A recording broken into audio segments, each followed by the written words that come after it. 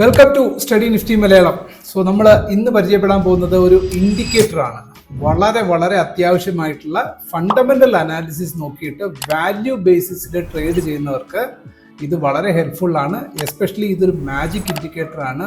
Only quarterly result ടൈമിൽ നിങ്ങളിത് use ചെയ്യുകയാണെങ്കിൽ 100% നിങ്ങൾക്ക് ചാൻസസ് ഓഫ് വിന്നിങ് പ്രോബബിലിറ്റി വളരെ കൂടുതലാണ്. ഈ ഇൻഡിക്കേറ്ററിന്റെ പ്രത്യേകത എന്ന് പറയുന്നത് നമ്മുടെ ഏർണിങ്സ്, നമ്മൾ പല സ്ക്രീനേഴ്സിലൊക്കെ പോയിട്ട് നമ്മൾ ഓരോരോ ക്വാർട്ടർലി ഏർണിങ്സ് ബേസിസിലാണ് ശരിക്കും പറഞ്ഞു കഴിഞ്ഞാൽ സ്റ്റോക്സിന്റെ പുറത്ത് മൊമെന്റം ഉണ്ടാകുന്നുവോ ഇല്ലയോ നമുക്ക് തിരിച്ചറിയാൻ കഴിയുന്ന ഏറ്റവും എളുപ്പ വഴി എന്ന് പറയുന്നത് EPS, ഏർണിങ്സ് പെർ ഷെയർ.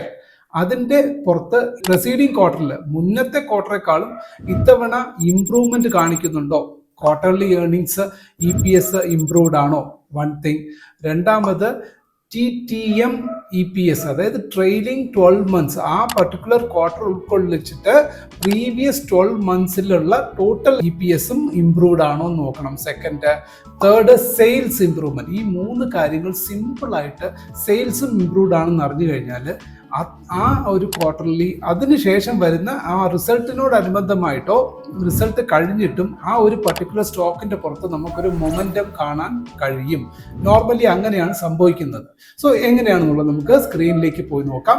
എങ്ങനെ ആ ഇൻഡിക്കേറ്റർ സെർച്ച് ചെയ്യണം, എങ്ങനെ ഇൻസ്റ്റാൾ ചെയ്യുക, ദെൻ എങ്ങനെ അത് റീഡ് ചെയ്യുക എന്നുള്ളതാണ് നമ്മുടെ purpose. Okay, go to our screen. So നിങ്ങൾ ഇത് കണ്ടോ, അതായത് എന്താണ് EPS മാജിക് ഇൻഡിക്കേറ്റർ വേർഷൻ 2 ആണ് ഇത്. നമ്മൾ സിമ്പിളായിട്ട് നിങ്ങൾക്ക് ഇത് ആദ്യം ഞാൻ ഇനീഷ്യലി അതിനെ എന്താണ് ആ ഇൻഡിക്കേറ്റർ എന്ന് പറഞ്ഞ് മനസ്സിലാക്കി തരാം. നിങ്ങൾ ഇവിടെ കാണുന്നില്ലേ ഒരു ഗ്രീൻ കളറിൽ, ഒരു പേൽ ഗ്രീൻ കളർ ഇവിടെ കാണുന്നു. നോക്കൂ, QOQ എന്ന് ഇവിടെ കൊടുത്തിട്ടുണ്ട്. QOQ എന്ന് വെച്ചാൽ ക്വാർട്ടർ ഓവർ ക്വാർട്ടർ.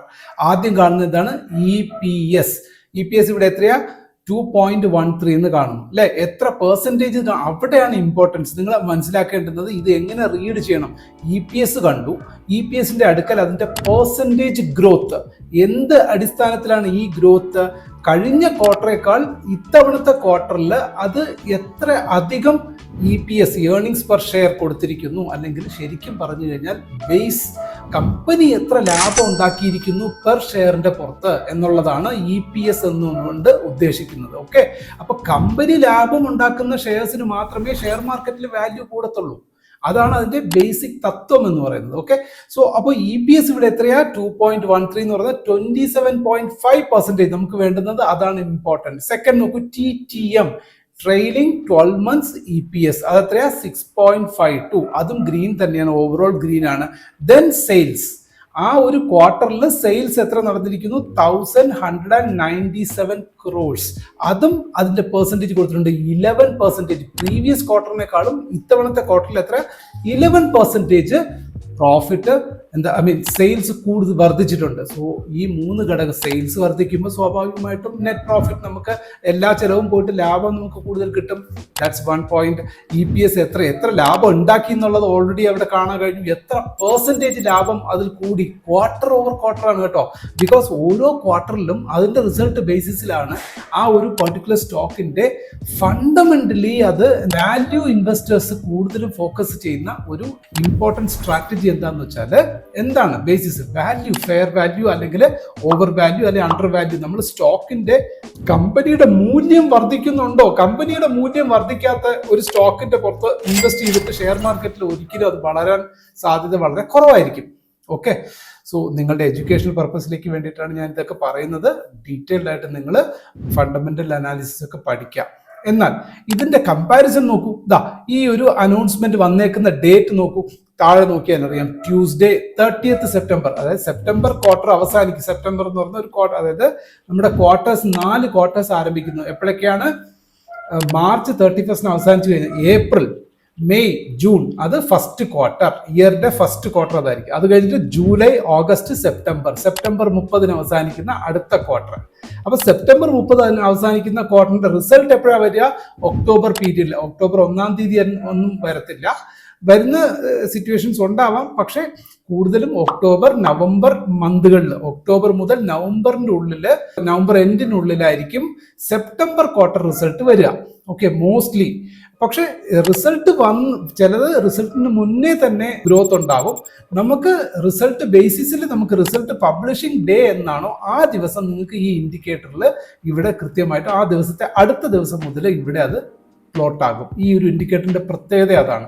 ഇത് നോക്കിക്കഴിഞ്ഞാൽ ഇവിടെ നോക്കൂ, ഇതിന്റെ പ്രീവിയസ് ക്വാർട്ടറും ഈ ക്വാർട്ടറും ഒന്നും വേണ്ട, ഇത് തന്നെ ശ്രദ്ധിച്ചോളൂ. ഈ ഒരു ഇൻഡിക്കേറ്റർ ഇവിടെ ഈ റിസൾട്ട് ഡേ ഇവിടെയാണ്. കറക്റ്റ് 30th ഡിസംബറിൽ സെപ്റ്റംബറിൽ നമുക്ക് റിസൾട്ട് വന്നിട്ടുണ്ട്.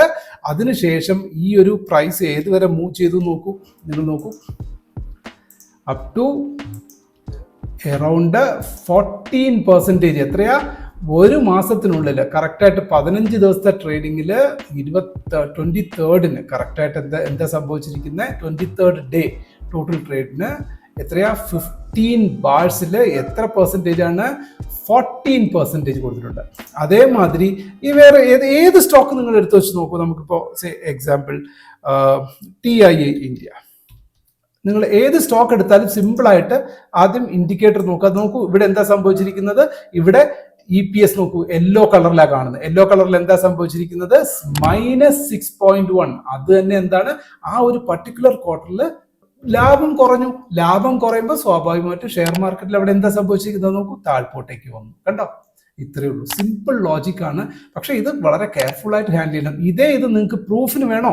ഇതിപ്പോൾ ഏത് സ്റ്റോക്കാണ്? TIA India.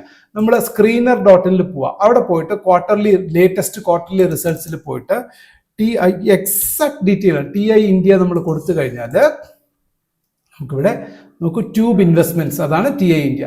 ട്യൂബ് ഇൻവെസ്റ്റ്മെന്റ്സിന്റെ EPS എത്ര കാണിച്ചിരിക്കുന്നത്? 9.61. നമ്മുടെ ചാർട്ടിൽ എവിടെ എത്ര കാണിച്ചിരിക്കുന്നത് നോക്കൂ, 9.64. കണ്ടോ? ചെറിയൊരു അത് കൃത്യമായിട്ട് അതിൽ നിന്ന് എടുക്കുന്നതാണ് നമ്മൾ. മനസ്സിലായോ?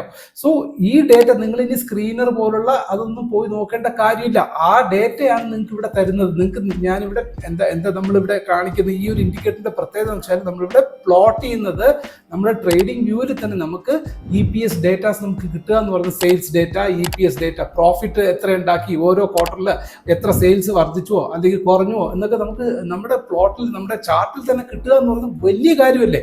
So this is how it works. Okay, ഇത് കുറച്ചും കൂടി എക്സ്പേർട്ട് ആയിട്ടുള്ള, കുറച്ചും കൂടി ട്രേഡിനെ പറ്റി ഡീറ്റെയിൽ ആയിട്ട് അറിയുന്നവർക്ക് ഈ ഒരു ഇൻഡിക്കേറ്റർ വളരെ ഹെൽപ്ഫുൾ ആണ്. ഓക്കെ, സോ നിങ്ങൾക്ക് വേണ്ടിയിട്ടാണ്. അതിന്റെ പ്രീവിയസ്ലി നോക്കൂ, എക്സാമ്പിൾ നോക്കൂ, പ്രീവിയസ് ക്വാർട്ടറിൽ എന്താ സംഭവിച്ചത്? അതിന് തൊട്ട് മുന്നത്തെ ക്വാർട്ടറിൽ പ്ലസ് റിസൾട്ടാണ് കാണിച്ചത്, നല്ല റിസൾട്ടായിരുന്നു. പക്ഷെ അതിന്റെ പ്രതിഫലനം എവിടെയായിരുന്നു? ആ റിസൾട്ട് വന്നു, പക്ഷെ അതൊരു ലോ വരുന്ന സിറ്റുവേഷനിലായിരുന്നു. അതിനുശേഷം തീർച്ചയായിട്ടും അത് പ്രീവിയസ് സപ്പോർട്ട് എടുത്ത് വീണ്ടും മേൽപോട്ടേക്ക് കയറി. അത് കഴിഞ്ഞ് അടുത്ത റിസൾട്ട് മോശമായി, അതേമാതിരി സ്റ്റോക്ക് താഴ്പോട്ടേക്ക് വന്നു. വേറൊരു സ്റ്റോക്ക് നോക്കാം, XYZ, TCS. നമുക്ക് അറിയപ്പെടുന്ന സ്റ്റോക്സ് ഒക്കെ നോക്കാം. എന്തായിരിക്കും അതിൻ്റെയൊക്കെ രീതികൾ, എങ്ങനെയാണ് അതിൻ്റെ റിസൾട്ട്? ഇവിടെ എന്താ സംഭവിച്ചിരിക്കുന്നത്? ഇവിടെ ഓരോ ക്വാർട്ടറും കഴിഞ്ഞ ഒത്തിരി ക്വാർട്ടേഴ്സിൽ എന്തൊക്കെയൊക്കെയോ നെഗറ്റീവ്സ് ഉണ്ട്. എന്തൊക്കെയാണ് നമുക്കൊന്ന് പരിശോധിച്ച് നോക്കാം.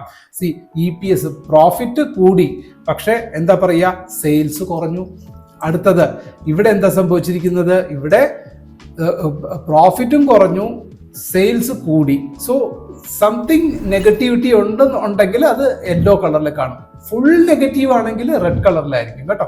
ഈ ക്വാർട്ടേഴ്സിലെല്ലാം എക്സ്പെക്റ്റഡ് റവന്യൂ എന്താ പറയുക കുറയുമായിരുന്നു. അതിന്റെ ഇൻഡിക്കേഷൻ തന്നെ നോക്കും. മാർക്കറ്റ് നല്ലൊരു ഹൈയിൽ നിന്നും നോക്കൂ ലോയിലേക്ക് വന്നു കണ്ടോ.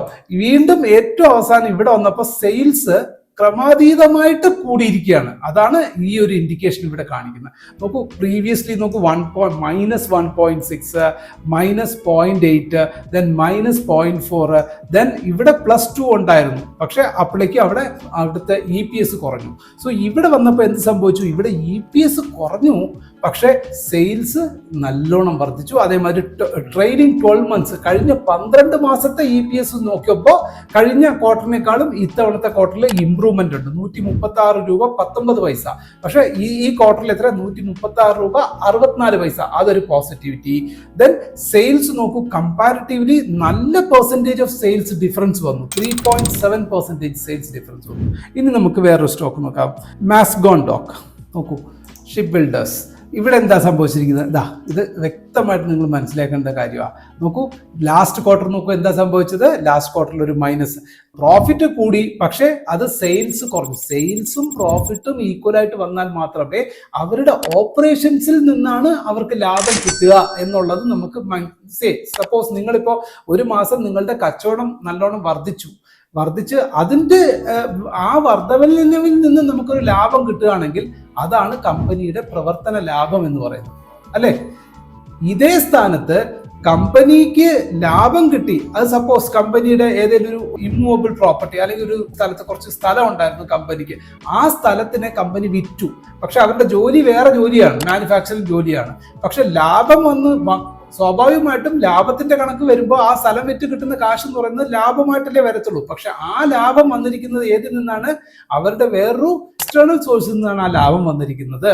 പക്ഷെ സെയിൽസ് ആ സമയത്ത് കുറഞ്ഞിട്ടുണ്ടെങ്കിൽ അതിനർത്ഥം എന്താണ്? സെയിൽസ് കുറവാണ്, പക്ഷെ ലാഭം വന്നിട്ടുണ്ട്.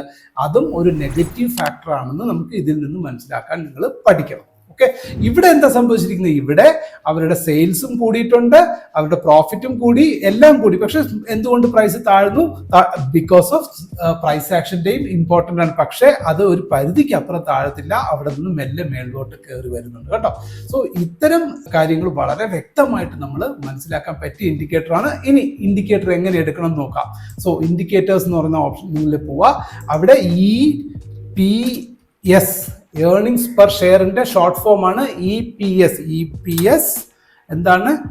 And sales. ഇവിടെ ഉണ്ട് EPS and sales magic indicator version 2. അതാണ് trading Tom. So version 2 EPS sales magic version 2. Okay, ഈ ഇൻഡിക്കേറ്റർ നിങ്ങൾ യൂസ് ചെയ്ത് നോക്കൂ, തീർച്ചയായിട്ടും നിങ്ങൾക്ക് നല്ല റിസൾട്ട് കിട്ടാൻ സാധ്യതയുണ്ട്. ഓക്കെ, നിങ്ങൾ ഇത് ടെസ്റ്റ് ചെയ്തിട്ട് നിങ്ങൾ പരിശോധിച്ചിട്ട് ഒരു ക്വാർട്ടറിൽ നിങ്ങൾ റിസൾട്ട് നോക്കൂ. സിമ്പിളായിട്ട് നമ്മൾ ഇവിടെ വന്നിട്ട് ഓരോ ലേറ്റസ്റ്റ് ക്വാർട്ടർലി റിസൾട്ട്സ് നോക്കിക്കഴിഞ്ഞാൽ ഇവിടെ നോക്കാം. ഇവിടെ നോക്കൂ, ഇത് നോക്കൂ, 100% GV ഫിലിം. ഇതൊക്കെ ഒരു മിനിറ്റ്, നമുക്ക് 5,000 അല്ലേ അബോവ് മാർക്കറ്റ് ക്യാപ്പ് ഉള്ള കമ്പനീസ് നോക്കാം. അക്വസ്, ഇതെന്താ കാണിച്ചിരിക്കുന്നത്? കുറച്ചും കൂടെ പേര് അറിയുന്ന ഒരു കമ്പനി നോക്കാം നമുക്ക്. Lens card solutions, billionaire brains. ഇത് നമ്മുടെ ഇൻഡിക്കേറ്റർ എങ്ങനെ കാണിക്കുന്നു നോക്കാം. നോക്കൂ, ഇൻഡിക്കേറ്ററിൽ പോയിട്ട് നിങ്ങൾ RRP സെമി കണ്ടക്ടേഴ്സ് നോക്കൂ. ഇവിടെ എല്ലാം മൈനസ് ആയിരുന്നു, പക്ഷെ ഇത് വളരെ മാർക്കറ്റ് ക്യാപ്പിൽ വളരെ ചെറിയ ഹൈ ഡിമാൻഡ് ഉള്ള സ്റ്റോക്കാണ്. So this is how it works. Godavari power limited, ഇതെന്താ സംഭവിച്ചിരിക്കുന്നത്? ഇത് ഇയർ ഓവർ ഇയർ നോക്കിയാൽ ഗുഡാണ്, പക്ഷെ ക്വാർട്ടർ ഓവർ ക്വാർട്ടർ നോക്കൂ. മുന്നത്തെ ക്വാർട്ടറിൽ ഇത് 3.2 ഉണ്ടായിരുന്നു. ഈ ക്വാർട്ടറിൽ എത്ര? 2.4. തീർച്ചയായിട്ടും നമ്മുടെ ഇതിൽ വരുമ്പോൾ എക്സാക്ട്ലി കുറച്ചും കൂടെ നമുക്ക് വ്യക്തമായിട്ട് കാണാൻ കഴിയും. എന്താ ഗോദാവരി പവർ എന്താ കാണിച്ചത് നോക്കൂ, റെഡ് കളറിലാണ് കാണിച്ചിരിക്കുന്നത്. കാരണം സെയിൽസ് ഡൗൺ ആയി. അതേമാതിരി EPS കഴിഞ്ഞ ക്വാർട്ടറേക്കാളും ഈ ക്വാർട്ടറിൽ 2.61. ഇവിടെ എന്താ കാണിച്ചിരിക്കുന്നത് നോക്കൂ, 2.41. ദാറ്റ് ഈസ് കൺസോളിഡേറ്റഡ് EPS ആണ് നമ്മൾ അവിടെ കാണുന്നത്. സോ അതിൻ്റെ ഒരു വ്യത്യാസമുണ്ട്. ഇപ്പൊ 2.41 ഇവിടെ നമുക്ക് കാണുന്നത് 2.61 നിങ്ങൾക്ക് ഇവിടെ കാണാൻ കഴിയും. ഈ ട്രെയിലിംഗ് 12 months EPS എത്ര? കഴിഞ്ഞ 12 മാസത്തെ EPS അപേക്ഷിച്ച് നോക്കുമ്പോഴും അത് അല്പം ഇംപ്രൂവ്മെന്റ് ആയിട്ടുണ്ട്. പക്ഷെ സെയിൽസ് 1307 കോടി, ഇവിടെ നോക്കൂ 1308 കോടി കാണുന്നുണ്ടോ? ചെറിയൊരു ഡിഫറൻസ് ഉണ്ടാവും. സോ ഇത്രയും ഈ ഒരു ഡീറ്റെയിൽസ്. അപ്പൊ ഇത് നമ്മൾ ഇവിടെ നോക്കിക്കഴിഞ്ഞാൽ എല്ലാം പോസിറ്റീവായിട്ട് കാണും. പക്ഷെ എല്ലാം പോസിറ്റീവ് ആണോ? അല്ല. അതാണ് ഇവിടെ നമുക്ക് കാണിച്ചു തരുന്നത് വ്യക്തമായിട്ട്. ഇതിൽ നിന്ന് നമുക്ക് പ്രീവിയസ് തൊട്ട് മുന്നത്തെ ക്വാർട്ടറിലെ കമ്പാരിസൺ നമുക്ക് അവിടെ കാണാൻ കഴിയില്ല. പക്ഷേ ഈ ഒരു ഇൻഡിക്കേറ്റർ യൂസ് ചെയ്ത് കഴിഞ്ഞാൽ നിങ്ങൾക്ക് രണ്ട് കമ്പാരിസണും ഒരേ ഇടത്ത് തന്നെ കാണാൻ കഴിയും. 2 or 3 അല്ല, പ്രീവിയസ്ലി എത്ര ക്വാർട്ടേഴ്സിന്റെ ആണെങ്കിൽ നമുക്ക് ആ ഒരു കമ്പാരിസൺ നമുക്ക് ഇതിലൂടെ ചെയ്തെടുക്കാൻ പറ്റും. So this is how it works. Okay, so ഒരിക്കൽ കൂടി ഞാൻ അതിന്റെ എന്താ പറയുക, ഇൻഡിക്കേറ്ററിന്റെ പേര് പറയാം. എന്താ? EPS and sales magic indicator. EPS and sales magic indicator use ചെയ്ത് നോക്കിയിട്ട് നിങ്ങളുടെ കമന്റ്സ് രേഖപ്പെടുത്തൂ. Okay, thank you, by.